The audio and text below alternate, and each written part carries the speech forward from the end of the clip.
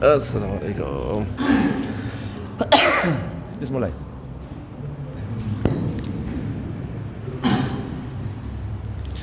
مولاي صل وسلم دائما أبدا على حبيبك خير الخلق كلهم مولاي صل وسلم دائما أبدا على حبيبك خير الخلق كلهم هو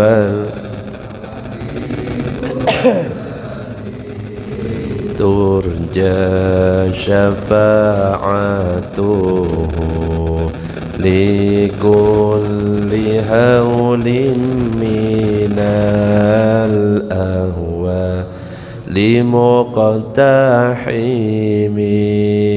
مولاي صل وسلم دائما على حبيبك خير كلهم يا ربي بالمصطفى بلغ مقاصدنا واغفر لنا ما مضى يا واسع الكرم. Assalamualaikum warahmatullahi wabarakatuh. Bismillah walhamdulillah wassalatu wassalamu ala rasulillah Sayyidina Muhammad ibn Abdillah wa ala alihi wa sahbihi wa man walah. La hawla wa la quwata illa billah ma ba'du. Nawayna at-ta'alluma wa at-ta'lim wa at-tadhakkura wa at-tadhkir wa an-naf'a wal intifa' wal ifadata wal istifadah wal hath ala tamassuki bi kitabillahi wa sunnati rasulih wa ad-du'a ila al-huda wa ad-dalalata ala al-khair wa batigha'a wajhillah mardatihi wa qurbihi wa thawabihi subhanahu wa ta'ala ila hadratin nabiyil mustafa Muhammadin sallallahu alaihi wasallam. Al-Fatihah. Alhamdulillahirabbil alamin. Para jamaah, Bapak Ibu yang dirahmati oleh Allah, alhamdulillah pada kesempatan malam ini kita masih diberikan kesehatan oleh Allah, masih diberikan kesempatan untuk bisa sholat maghrib berjamaah, kemudian kita lanjut ngaji. Mudah-mudahan dengan berkah sholat berjamaah, berkah ngaji, hajat-hajat kita dikabulkan oleh Allah subhanahu wa ta'ala. Amin ya rabbal alamin. Para jamaah, Bapak Ibu yang dirahmati oleh Allah, pembahasan kita pada kesempatan malam ini melanjutkan kajian kitab Lubabul Hadis yang ditulis oleh Al-Imam As-Suyuti, dan kita sudah sampai kepada bab yang ke-8, Al-Babus Thaminu fi Fadilatil Adhan, bab yang ke-8 yang menerangkan tentang keutamaan dari azan. Dikatakan dalam kitab Tanqihul Qaul, syarah dari kitab Lubabul Hadis, wa qila fi tafsiri qawlihi azza wa jal wa man ahsanu qawlan mimman da'a ilallahi wa amila salihan nazalat hadhil ayah fil muadzin. Jadi dikatakan dalam sebuah pendapat tentang firman Allah yang terdapat dalam surat Fussilat ayat 33 yang berbunyi wa man ahsanu qawlan mimman da'a ilallahi wa amila saliha, siapakah yang lebih baik perkataannya daripada orang yang menyeru kepada Allah mengerjakan amal yang soleh. Jadi ayat ini dalam sebagian pendapat mengatakan ayat yang diturunkan untuk para muadzin, karena para muadzin itu menyeru kepada kebaikan, yaitu solat. Dan kita itu sebenarnya harus bangga kalau misalkan menjadi muadzin. Kenapa? Pahalanya itu paling besar muadzin.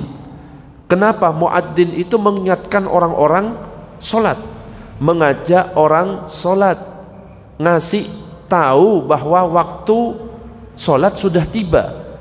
Dan ketika orang-orang itu datang semua, berapa jumlah orang yang hadir di situ, maka muadzin itu dapat pahalanya semuanya. Ya, kenapa? Karena dalam hadis itu dikatakan man dalla ala khairin falahu mithlu ajri fa'ilihi. Siapa yang menunjukkan kepada kebaikan maka dia dapat pahala yang sama kalau misalkan ada yang melakukan kebaikan. Begitu juga dengan muadzin azan. Ketika muadzin azan, misalkan ada 100 orang mendengar, 100 orang yang mendengar kemudian datang ke masjid untuk ikut sholat, maka muadzin itu dapat pahala orang-orang yang hadir itu. Itulah keutamaan kalau kita menjadi muadzin. Cuma yang aneh di sini, ada nggak yang berebut jadi muadzin? Banyak. Rebutan atau gantian ya. Harusnya kalau tahunya kayak gini ya rebutan. Kalau perlu home pimpa, kalau perlu undi, kalau memang dia tahu. Cuma kan malah dipersilahkan, monggo, monggo. Bahkan kadang-kadang di sebagian musola gak ada yang azan. Saya pernah di Balong Bendong, gak ada yang azan. Musola masjid gak ada yang azan, gak ada yang iqomah, gak ada yang sholat berjamaah. Bahkan ada dia yang azan, dia yang pujian, dia yang iqomah, dia yang sholat sendirian jadi imam.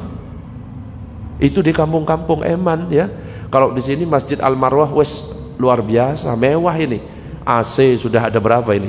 1, 2, 3, 4. Soundnya sudah ganti kayaknya ya. Suara saya beda soalnya. Allahumma salli ala sayyidina Muhammad. Wa qala sallallahu alaihi wasallam, Nabi sallallahu alaihi wasallam bersabda, man adzana lis-salati sab'a sinina muhtasiban kataballahu lahu bara'atan minan nar. Rasulullah sallallahu alaihi wasallam bersabda, siapa yang berazan untuk salat selama 7 tahun karena dia mengharap ridho Allah, artinya apa? Dia azan ikhlas karena Allah, semata-mata karena Allah, tidak mengharapkan upah. Ada keterangannya, dia azan semata-mata karena Allah, tidak mengharapkan upah, dan itu dilakukan selama 7 tahun, maka dikatakan dalam hadis ini, kataballahu lahu bara'atan minan nar, Allah menetapkan baginya terbebas dari neraka. Ada yang di sini azan 7 tahun tanpa dibayar, tapi nggak bisa istiqomah ya. Ada yang istiqomah cuma ya harus bayar ya. Sekarang kan serba uang masalahnya. Padahal keutamanya sangat besar. 7 tahun azan tanpa upah, ikhlas karena Allah, maka terbebas dari neraka. Dikatakan lagi dalam hadis yang lain, wa qala sallallahu alaihi wasallam, man adzana sintai asyrata sanatan ay muhtasiban wajabat lahul jannah. Nah, ini lebih banyak lagi sekarang. Siapa saja yang azan selama 12 tahun, dia berniat karena Allah, maka wajib baginya meraih surga. Kalau yang pertama 7 tahun, kalau yang kedua 12 tahun. Kenapa kok pakai angka 7 tahun, 12 tahun?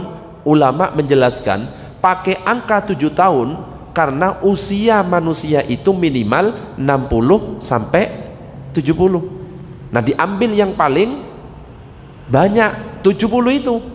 Nah, ketika ada orang melakukan kebaikan, Allah menjanjikan dilipat gandakan 10 kali. Makanya kalau misalkan ada orang berbuat kebaikan 7 tahun, kalikan 10, 70 tahun. Kenapa kok pakai angka 12? Ternyata kalau umatnya Nabi Muhammad itu maksimal, umumnya maksimalnya itu sampai 120 tahun umurnya. Meskipun jarang. Ya, kalau pada umumnya ya antara 60 sampai 70. Nah, kalau seandainya ada yang lebih dari 100, maksimal 120 tahun kurang lebih. Makanya dipakai dalam hadis ini 12. Karena kalau dilipat gandakan dengan 10 menjadi 120 tahun. Itu keutamaan azan 7 tahun dan 12 tahun. Ya lumayan lama ya. Wa qala sallallahu alaihi wasallam, man adzana khamsa salawatin imanan wa ihtisaban ghufira lahu ma taqaddama min dzambi. Barang siapa yang azan salat 5 waktu dengan penuh keimanan, artinya apa? Percaya bahwa adzan itu termasuk dari perkara-perkara syariat, dan dengan niat karena Allah, yaitu karena mencari ganjaran atau pahala dari Allah, maka diampuni, Allah akan mengampuninya, maka diberi ampunan baginya apa yang telah berlalu dari dosa-dosanya. Diampuni dosa-dosa yang telah lalu, tapi dosa-dosa yang diampuni itu adalah dosa-dosa kecil. Kalau dosa besar harus dengan taubatan nasuha. Jadi kalau misalkan kita mendengar wudhu bisa menghapus dosa-dosa, yang dihapus dosa kecil. Azan bisa menghapus dosa, yang dihapus adalah dosa kecil. Adapun kalau misalkan kita pernah berbuat dosa besar, zina, pernah korupsi, pernah mencuri, ghibah dan lain sebagainya, maka wajib taubatan nasuha. Ya ayyuhalladzina amanu tubu ilallahi taubatan nasuha. Hei orang-orang yang beriman, bertaubatlah kamu dengan sebenar-benar taubat. Harus bertaubat nasuha, istighfar, menyesal, tidak diulangi, anggap bahwa perbuatan itu memang tidak baik. Kalau memang ada hubungannya dengan orang lain, harus dikembalikan haknya. Misalkan kita mencuri, tidak hanya istighfar saja, uang yang kita curi dikembalikan. Misalkan ada pejabat yang korupsi, tidak hanya istighfar saja, tapi uang yang dikorupsi harus dikembalikan kepada negara. Misalkan pernah berzina, sudah bertaubat kepada Allah Subhanahu wa ta'ala. Allahumma shalli ala sayyidina Muhammad. Tapi perlu kita ketahui, azan itu tidak hanya untuk sholat saja. Para ulama mengatakan ada kalanya azan itu digunakan untuk kegiatan yang lain. Ada bayi lahir misalkan, maka biasanya kita mengazani telinga kanan, mengiqomahi telinga kiri. Ada jenazah yang meninggal mau dikuburkan misalkan, maka dianjurkan juga diazani telinga kanan, diiqomahi telinga kiri. Itu bentuk kias dari anak yang baru lahir. Jadi anak yang baru lahir itu perpindahan alam dari alam rahim ke alam dunia. Makanya kemudian diazani dan diiqomahi. Begitu juga dengan alam barzah atau alam kubur. Orang yang meninggal itu juga perpindahan alam dari alam dunia ke alam barzah, maka akhirnya diazani dan diiqomahi. Tapi memang ada sebagian dari saudara-saudara kita yang tidak mengazani dan tidak mengiqomahi, mengatakan bahwa itu tidak sunnah dan itu tidak masalah ya, yang penting sama-sama dikubur gitu ya. Jadi kita nggak usah nyari ribut gara-gara beda. Kita lihat persamaannya saja. Sholat subuh, satunya kunut, satunya nggak kunut, nggak usah dilihat kunut nggak kunutnya, tapi yang dilihat sama-sama sholat subuh. Wes gitu aja. Sholat, kemudian satunya zikir bareng dikeraskan, yang satunya zikir sendiri. Nggak usah dilihat zikir bareng atau zikir sendirinya, tapi yang penting setelah sholat sama-sama zikir. Wes, insya Allah kalau seperti itu adem, saling menghormati. Allahumma shalli ala sayyidina Muhammad. Jadi kalau kita ngajak seseorang kepada kebaikan seperti azan, maka kita akan dapat pahala orang yang kita ajak itu. Begitu juga dengan ibu-ibu, misalkan ibu-ibu berhalangan datang ke masjid tapi pengen dapat pahala berjamaah. Seperti yang pernah saya jelaskan, gampang caranya, tinggal nyuruh suaminya pergi ke masjid.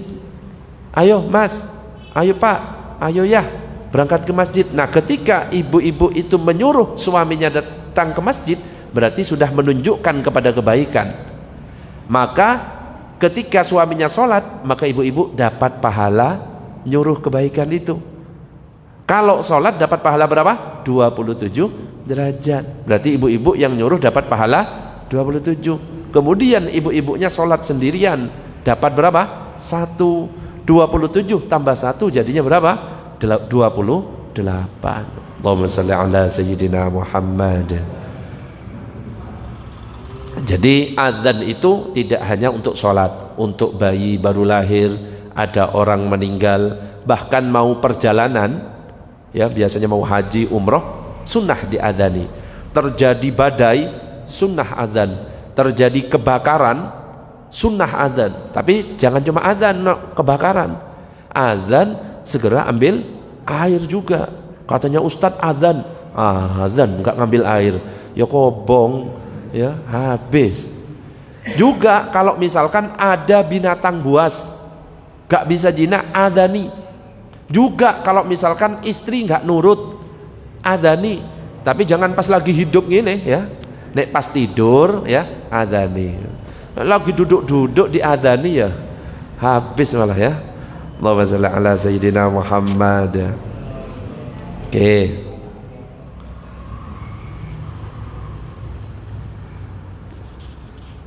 Sebelum dilanjut, ada pertanyaan sampai di sini? Monggo kalau ada. Monggo, monggo Bah, silakan Bah.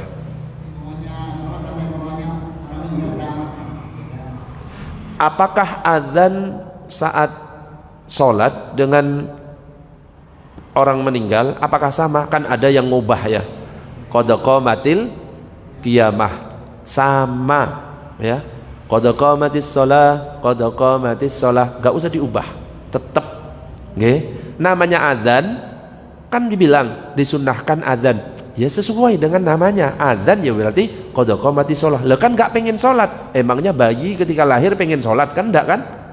Tapi kan kita azani hayya 'alas shalah, bayi enggak mau sholat, enggak, cuma karena memang Nabi ngajarkan seperti itu, jadi enggak usah diubah lafadznya.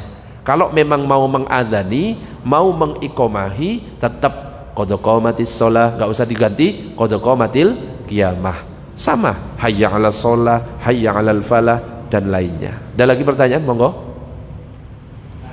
Oke, monggo Pak, silakan. Gimana? Azan diawali sholawat boleh. Allahumma sholli wa sallim wa barik ala, ya misalkan gimana? Allahumma sholli wa sallim wa barik alaihi wa ala ali. Langsung azan. Hah? Belum azan. Iya, sholawat dulu kan, baru azan. Allahu akbar, boleh. Tapi saat sholawat jangan di mic. Orang-orang biar gak bingung, iki azannya kok ono sholawatnya di depan. Kenapa? Karena azan urutannya ya Allahu Akbar sampai la ilaha illallah. Le orang-orang awam iki azannya agak unik ini, pakai sholawat, takbir dan lain sebagainya. Gak usah di mic, jangan dinyalakan. Khawatir apa? Orang awam tidak paham. Tapi kalau di kampung-kampung seperti di rumah saya Pamekasan Madura, biasanya sholawat dan orang-orang sudah ngerti kalau itu bukan termasuk bagian dari azan. Jadi wes karena ngerti sudah. Jadi sholawat dulu baru mulai Allah, habis sholawat. Itu di Pamekasan. Tapi kalau di sini khawatirnya gitu kan. Apalagi ada perumahan. Ya, nek kampung-kampung semuanya biasanya ngerti. Tapi kalau misalkan kita tinggal ya daerah perumahan dan lain sebagainya, ya sholawatnya jangan di mic. Ibaratnya kita misalkan mau ceramah, kan ada yang biasanya Bismillahirrahmanirrahim, Assalamualaikum warahmatullahi wabarakatuh. Ada yang seperti itu? Gak wajib dijawab. Gak wajib dijawab. Salam gak boleh diawali dengan apapun. Jadi langsung assalamualaikum warahmatullahi wabarakatuh, baru bismillahirrahmanirrahim, alhamdulillahirabbil alamin. Kalau memang mau mengucapkan basmalah karena pengen mengawali sesuatu dengan mengamalkan hadis kullu amrin dzibalin la yubda'u fihi bi bismillahirrahmanirrahim fahuwa ajdam, setiap perkara yang baik yang tidak diawali dengan basmalah kurang berkah, bismillahnya enggak usah dikeraskan. Bismillahnya itu karena mau mengawali, bukan bismillahirrahmanirrahim assalamualaikum, bukan. Kalau salam langsung full salam dulu baru bismillah. Allahumma shalli ala sayyidina Muhammad. Ada pertanyaan sebelum dilanjut, monggo. Kalau di sini ada yang basmalah dulu? Ada? Ya ada. Enggak wajib jawab kalau basmalah dulu. Jadi langsung salam baru basmalah. Kalau misalkan kita lihat contohnya, kiai-kiai kalau ngaji mesti assalamualaikum warahmatullahi, baru bismillah, bismillahirrahmanirrahim, alhamdulillahirabbil alamin, baru sholawat. Biasanya gitu kiai-kiai.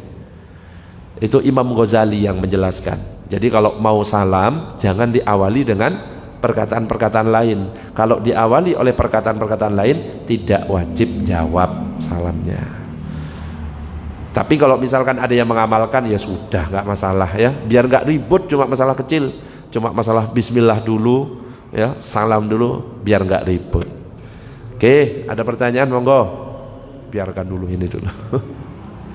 Terakhir kalau itu, ini banyak soalnya. Ada belum? Oke, kita lanjut dulu.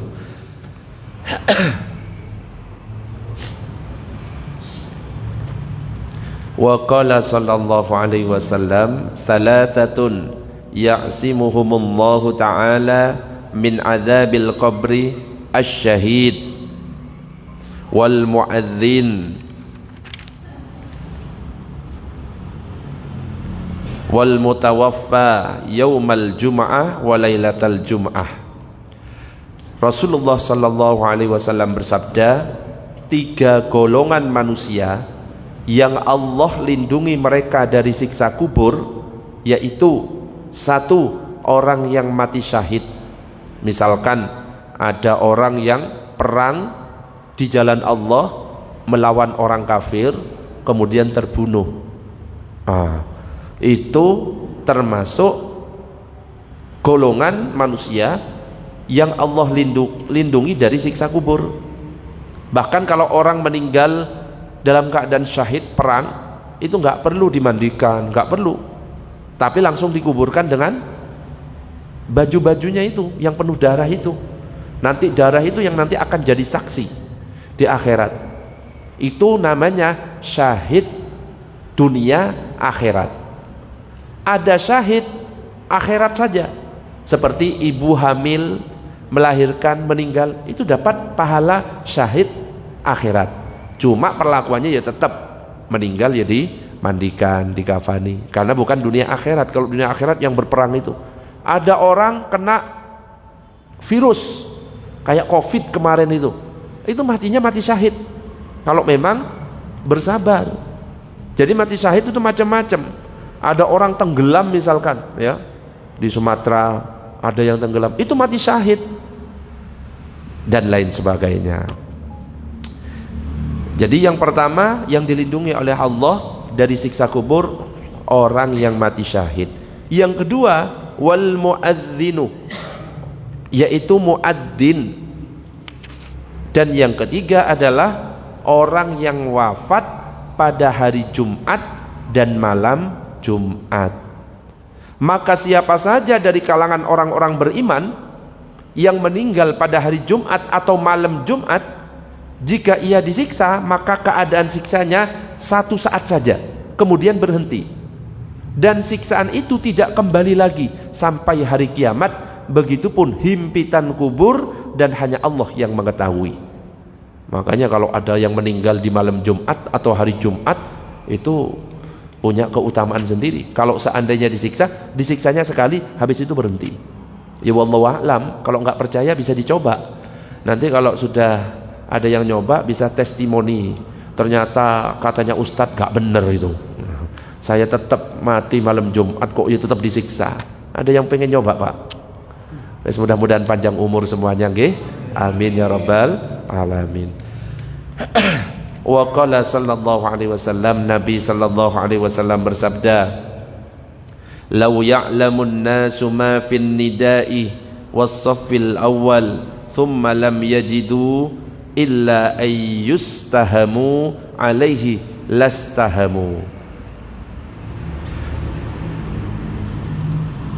Rasulullah sallallahu alaihi wasallam bersabda, seandainya manusia mengetahui apa yang terdapat di dalam panggilan solat, yaitu azan, dan orang yang berada di barisan shaf pertama kemudian mereka tidak mendapatkan kecuali dengan cara diundi, maka pastilah mereka minta diundi. Jadi seandainya orang-orang itu ngerti keutamaan orang yang berada di shaf pertama solat dan keutamaan menjadi muadzin, dan dia tidak mendapatkan hal itu kecuali dengan diundi, maka akan diundi. Nah sekarang bapak-bapak tahu ya, kira-kira nanti akan diundi apa enggak?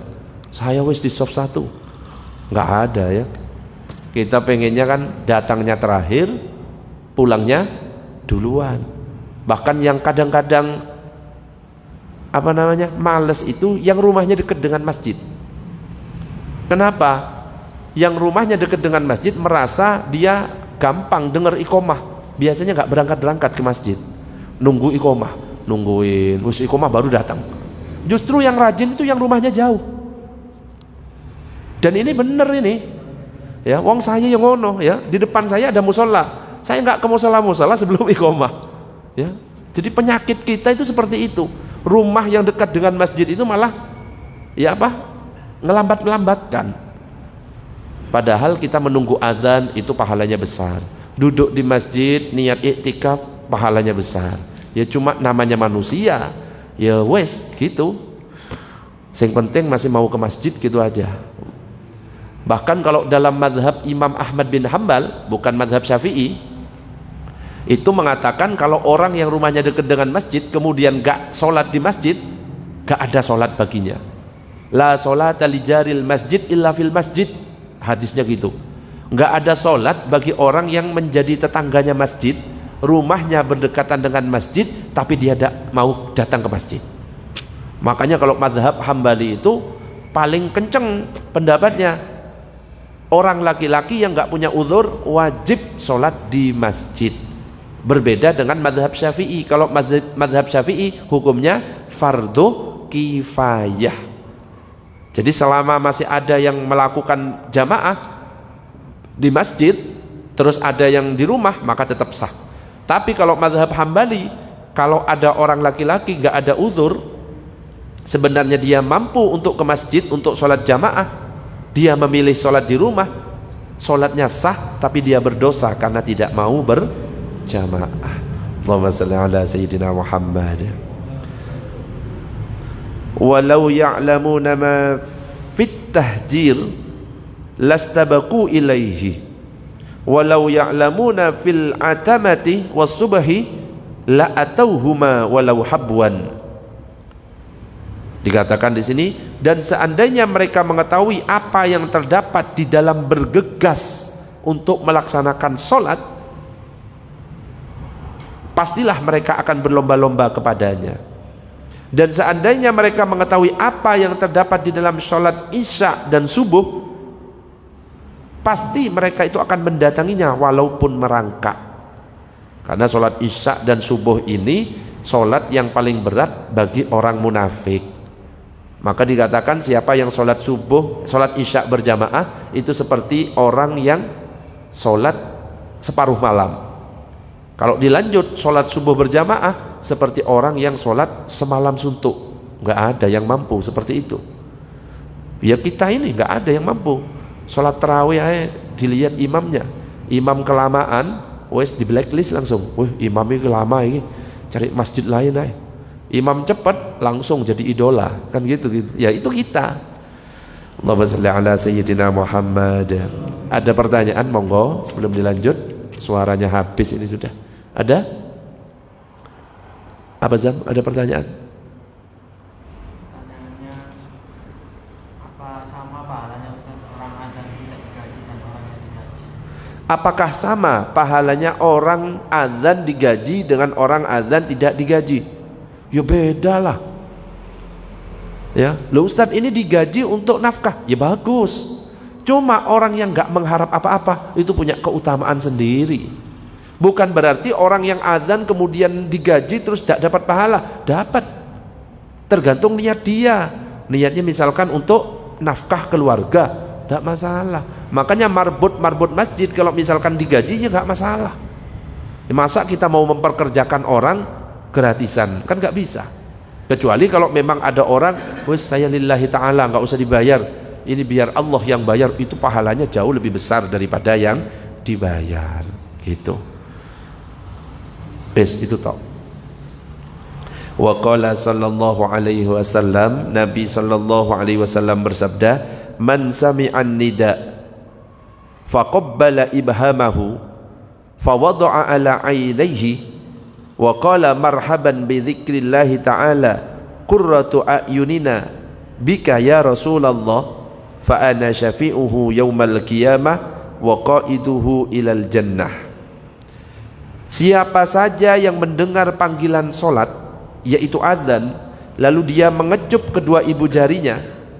Makanya kalau misalkan pernah ngelihat, ya, ada orang dengar azan kemudian dikecup, mengecup kedua ibu jarinya ke dalam mulutnya, lalu dia meletakkan dua ibu jarinya di kedua matanya sambil mengucapkan marhaban bi dzikrillahi ta'ala qurratu a'yunina bika ya Rasulullah, maka aku memberi syafaat kepadanya pada hari kiamat dan penuntunnya ke surga. Jadi terdengar azan langsung dimasukkan ke mulut kemudian diletakkan ke matanya. Pernah lihat enggak ada orang seperti itu? Pernah? Enggak pernah. Kalau saya sering, biasanya santri-santri yang melakukan gitu. Kenapa? Ya karena santri-santri biasanya baca kitab ini. Kalau kita kan ya ndak wis standar-standar aja. Jijik Ustaz, masa jorok Ustaz, malah kita gitu biasanya kan. Ya wis lah. Allahumma shalli ala sayyidina Muhammad.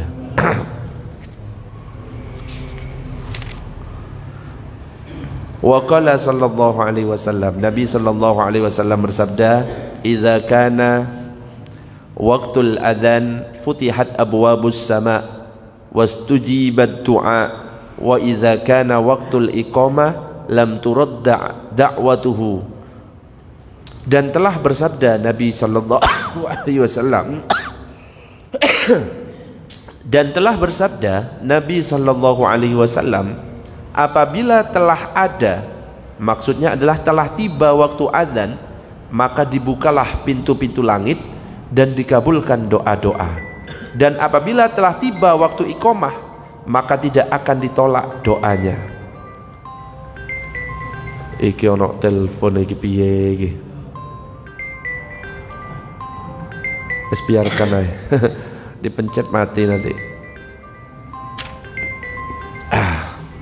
Jadi saat azan terdengar, itu pintu-pintu langit dibuka. Saat iqamah, doa-doa tidak ditolak. Makanya ada anjuran bagi kita, antara azan dan iqamah kita dianjurkan untuk berdoa. Antara azan dan iqamah, doa apa saja.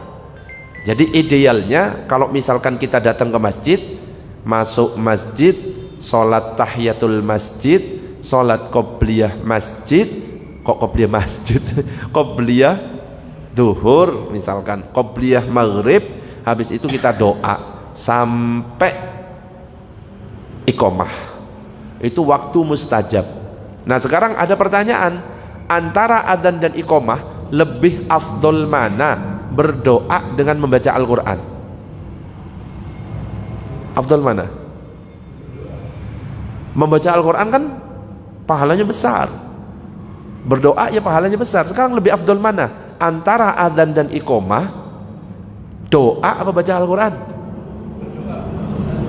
Berdoa. Kenapa? Rasulullah yang mengatakan antara azan dan iqamah kita diperintahkan untuk banyak-banyak berdoa karena waktu mustajab.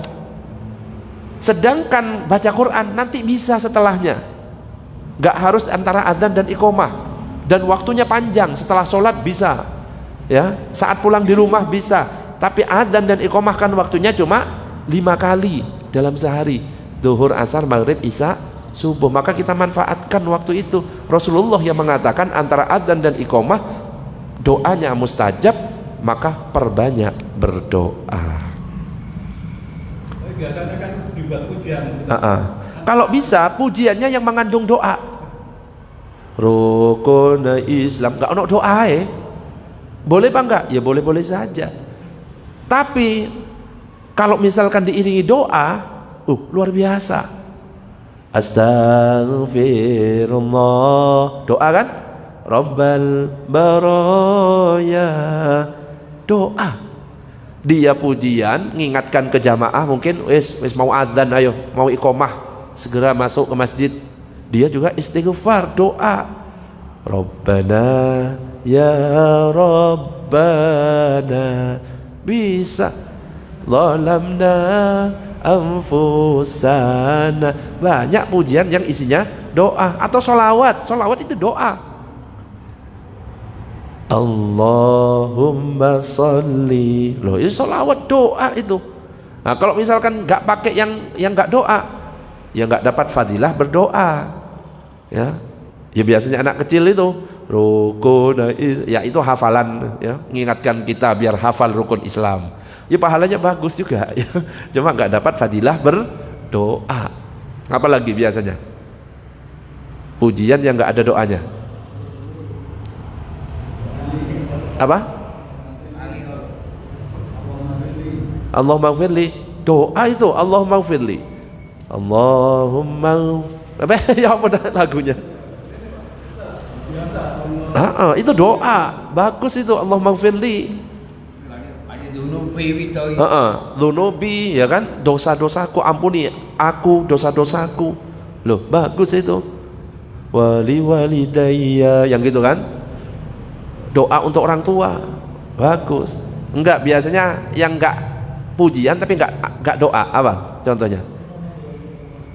Banyak, biasanya anak kecil itu seperti rukun Islam, rukun, ya enggak ada doanya itu. Apalagi biasanya monggo jamaah sholat, ya dapat pahala ngajak itu ya. Allahumma shalli ala sayyidina Muhammad. Oke, kita lanjut. Ada pertanyaan sebelum dilanjut? Monggo Pak, silakan. Bolehkah azan dengan duduk? Hukumnya makruh jika sebenarnya dia mampu untuk berdiri. Ya, kecuali kalau memang dia nggak mampu berdiri, dia orangnya sakit. Kalau berdiri kakinya sakit misalnya, berdiri terlalu lama, maka boleh dan tidak makruh duduk. Kalau misalkan kita normal berdiri hadap kiblat, yang ditutup itu 2 telinga, bukan 1. Oke? 2 telinga. Biasanya kita 1. Iya, soalnya pegang mic satunya ya. Aslinya mic-nya kan nempel ya. Kalau di Masjidil Haram mic-nya nempel terus dipegang 2. Allah, itu ada dalam hadis yang di dalam kitab Bulughul Maram, megangnya 2 telinga, ya dipegang 2 telinga itu. Ya kalau misalkan ya di sini nggak ada, ya pakai mic ya 1, ya nggak masalah. Sing penting adzan wes ngono ae. Ada lagi pertanyaan, monggo sebelum dilanjut, monggo Bah. Saya kebiasaan sholat qiyam subuh itu di rumah. Nah, jadi sering tidak pernah di shop 1. Ya shop 2, shop 3. Kenapa lebih baik sholat di masjid qobliyah? kalau ditanya lebih afdol mana, sholat qobliyah subuh di masjid atau di rumah? Yang afdol adalah di rumah, ya. Iya. Jadi yang afdol memang di rumah Bah. Sholat sunnah yang afdol itu dikerjakan di rumah. Tahajud, sholat hajat, sholat tasbih, qobliyah, ba'diyah. Cuma ya kita lihat di sini ya, waktunya lama dan kita masih dapat fadilah shaf pertama, itu bagus. Kerjakan qobliyah di rumah, nyampe di sini tahiyatul masjid, ambil shaf pertama, bagus. Lalu tahu al-marwah misalkan cuma 7 menit, ya ngerjakan di rumah bagus. Cuma akhirnya nggak dapat fadilah shaf pertama. Ya kita ngukur-ngukur ya. Oke, saya lama misalkan. Biasanya berapa menit lah kalau 10? Subuh. Itu nggak ada iqomah ya? Apalagi nggak ada, imamnya datang langsung iqomah. Memang imamnya datang langsung kalau nggak ada anunya apa? Tanda iqomahnya. Wes tandanya imam ya. Wah repot itu ya. Imam nggak datang, nggak iqomah ya. Wes langsung, wes gagal. Nah tahu kayak gitu ya lebih baik di masjid. Tapi kalau misalkan memang, ada waktunya 15 menit. Oh ya lakukan di sana bagus. Qobliyah di sana, sholat sunnah wudhu di sana. Nyampe sini tahiyatul masjid. Masih ada waktu, misalkan doa, lo dapat semua. Dapat shaf pertama, masih berjamaah luar biasa. Wes disesuaikan aja dengan masjidnya. Saya ngisi di Masjid Al-Hidayah Buduran, Oma Pesona Buduran, subuhnya itu sekitar 20 menit. Jadi saya sampai ngantuk-ngantuk. Iya itu azan sampai sama iqomah ada tulisnya 20 menit. Jadi saya sampai ngantuk-ngantuk duduk itu. Saking lamanya. Azan iqomah 20 menit. Tapi kalau di kampung-kampung memang nunggu imam datang. Di rumah ya gitu. Imam datang iqomah. Imam nggak datang sampai 20 menit pujian terus. Astaghfirullah terus gitu. Ya ngono iku. Allahumma shalli ala sayyidina Muhammad. Sama lah. Ya sama. Ada pertanyaan sebelum dilanjut, monggo. Lanjut ya. Lanjut dulu lanjut. Nggih, monggo, Pak. Sholat sunnah, posisi membaca tahiyat ya, menjelang salam. Itu apa dianjurkan untuk membaca kama sholaita? Waktu sholat sunnah Yang setelah syahadat tahiyat kan terus salam. Apa dianjurkan membaca kama sholaita ala sayyidina Ibrahim? kama sholaita kama sholaita ala sayyidina Ibrahim. Dianjurkan waktu sholat sunnah. Baik sholat wajib atau sholat sunnah, yang afdol itu sholawat Ibrahimiyah dibaca full. Ya, dianjurkan. Lah memang ada yang nanya, kok nyambung ya pertanyaannya Abah ini.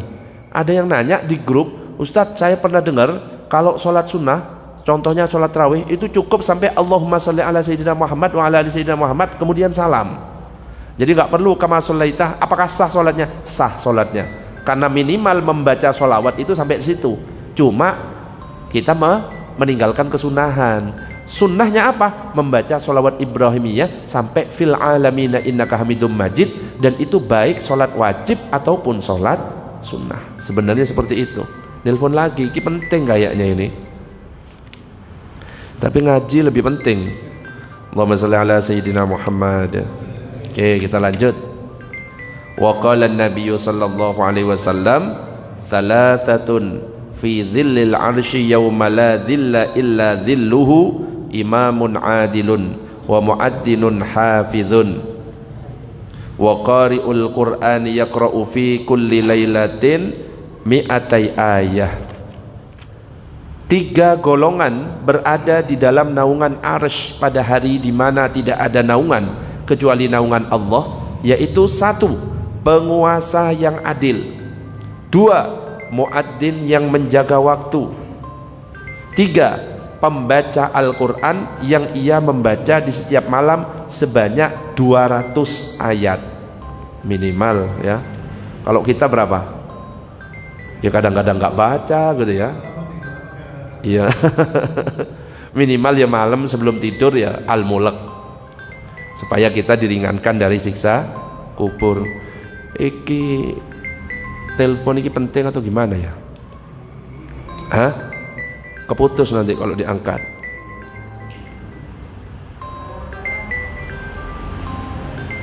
Wes gak usah nanya. Facebook gak usah nanya. Wes mau habis waktunya. Kurang berapa menit? Hah? Oh masih kurang 10 menit.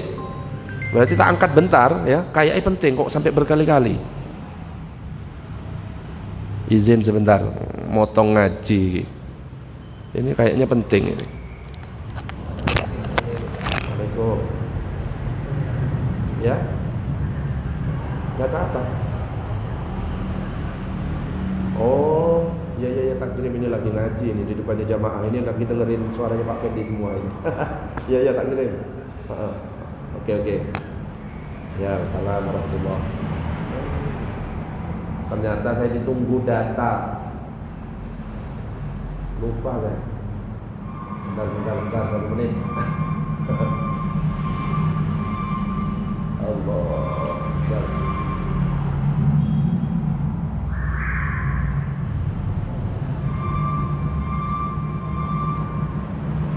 Telepon sampai 9 kali.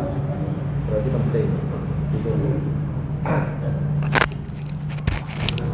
Allahumma shalli ala sayyidina Muhammad. Lanjut, mohon maaf tadi saya potong. Dosa saya ini potong ngaji sama telepon ini. Aduh ya Allah. Urusan dunia. Oke, sebelum dilanjut ada pertanyaan sampai di sini, monggo Pak, silakan.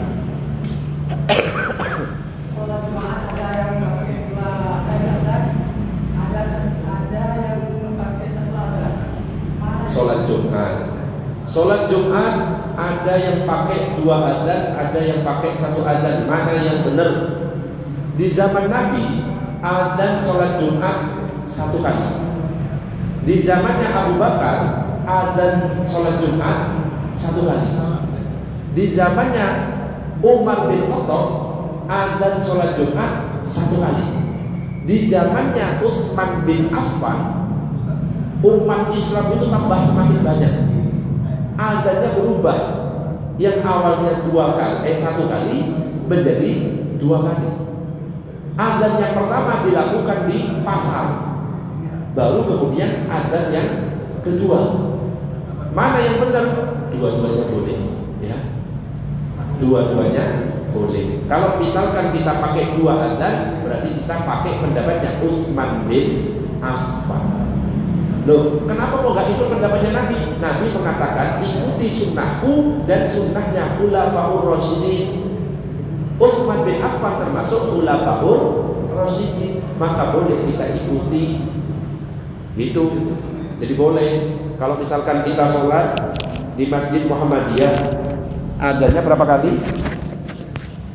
Sholat di Masjid Muhammadiyah azannya 1 kali, ikuti. Sholat di Masjid NU azannya 2 kali, ikuti.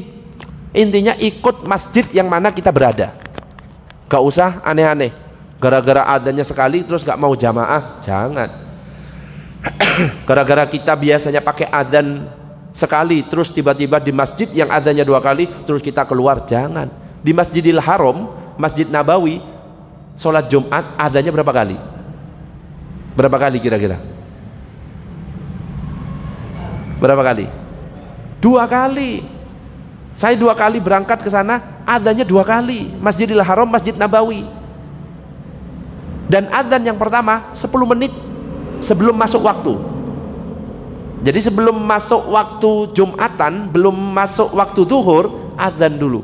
Allahu Akbar, Allahu Akbar.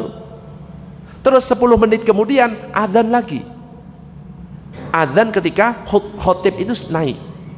Jadi di Masjid Nabawi, di Masjidil Haram sampai sekarang azannya 2 kali. Begitu juga waktu sholat subuh, itu azannya juga 2 kali. Jam 3 malam azan, bukan sholat subuh ini, waktu sahur azan, kemudian jam 4 azan lagi. Nah, kalau misalkan mengatakan orang yang azan Jumat 2 kali bid'ah, wah, Masjidil Haram, Masjid Nabawi, Utsman bin Affan semuanya jadinya bid'ah semuanya. Jadi boleh, mau azan 1 boleh, mau azan 2 kali juga boleh. Ada pertanyaan, monggo? Monggo Mbak, silakan. Ya. Mulai awal sholat itu seperti yang wanita itu yang mulai awal di selatan apa di utara? Oh, kalau posisinya di sini kan kanan kiri, gitu kan? Idealnya kan depan belakang. Cuma karena terkendala tempat. Kalau depan belakang kan jadinya kayak sempit ya, maka akhirnya ngambil kanan kiri. Jadi kalau bisa masjid yang luas, posisi yang terbaik adalah laki-laki depan, perempuan belakang. Nah kalau mau terpaksa ada di sebelah sini atau di sebelah sini, maka soft yang pertama, orang yang pertama yang mendekat ke arah imam, bukan di tengah-tengah ya ibu-ibu, bukan di tengah-tengah situ, tapi mendekat ke arah, iya ini selatan. Oh ya selatan berarti.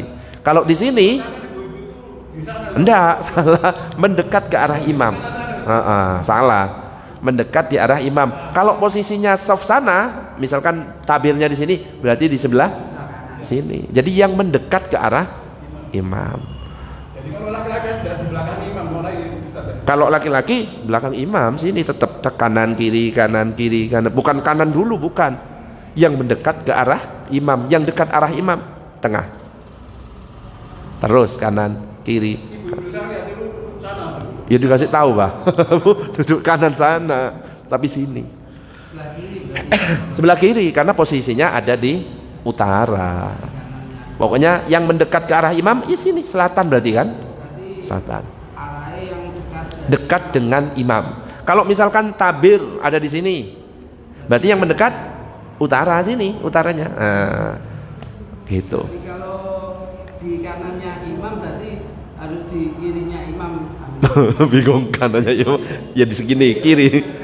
Di kirinya area soft perempuan. Ya betul. Misalkan imam sini, terus soft perempuan sebelah sini misalkan, berarti sini. Ini imam, soft perempuan kan sana, berarti sini. Itu.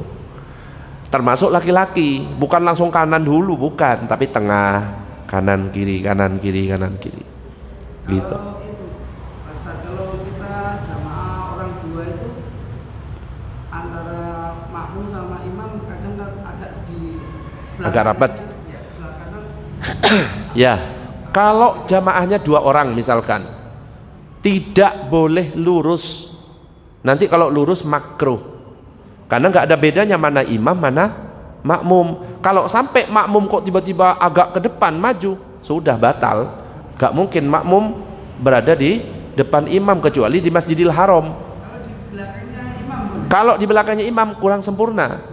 Jadi nggak pas lurus, nggak pas di belakangnya, tapi agak mundur sedikit, ada di kanannya imam, agak mundur sedikit, ujung jari kita lurus dengan tumitnya imam.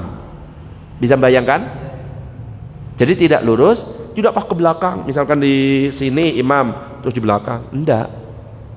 Kalau misalkan kita berdua di masjid ini, sama seperti itu, bukan imam sendiri terus, bukan, tapi imamnya boleh 2 pilihan. Imam tetap di sini, berarti makmumnya agak maju ke sini. Nanti kalau ada makmum datang mundur, atau di sini imamnya, makmumnya di sini. Nanti kalau ada makmum datang maju ke sini imamnya. makmum yang kedua itu harus nyentuh atau? Sebenarnya nyentuh itu tidak sunnah, cuma ngasih kode saja, khawatir si imam nggak ngerti kalau ada makmum. Kalau memang dia itu ngerti, oh ini ngaji, ini hari Jumat ini, gak usah disentuh, langsung berdiri di sampingnya, langsung takbir. Sebenarnya seperti itu, cuma kan kebanyakan orang-orang takutnya gak paham, iki di samping iki makmum enggak sih. Nah, akhirnya dikasih kode. Kasih kodenya itu dengan menepuk. Cara nepuknya jangan kebalik. Kita sering kebalik, nepuk dulu baru takbir, dianggap mengganggu. Tapi yang benar apa? Takbir Allahu Akbar, sentuh. Itu tidak dianggap mengganggu. Kenapa? Kita posisi dalam sholat. Tapi ketika kita posisi tidak dalam keadaan sholat, kita nyentuh, itu dianggap mengganggu. Faham? Kebalik kan? Nah, kita kan nepuk baru takbir, itu dianggap mengganggu. Tapi kita berdiri, takbir Allahu Akbar, sentuh. Yang benar itu gitu, sebenarnya gitu. Allahumma shalli ala sayyidina Muhammad. Wes kayaknya titiknya diulang-ulang ini ya. Disuruh menengok. Wes. Kita tutup dengan doa kafaratul majlis. Subhanakallahumma wa bihamdika asyhadu an la ilaha illa anta astaghfiruka wa atubu ilaik. Assalamualaikum warahmatullahi wabarakatuh.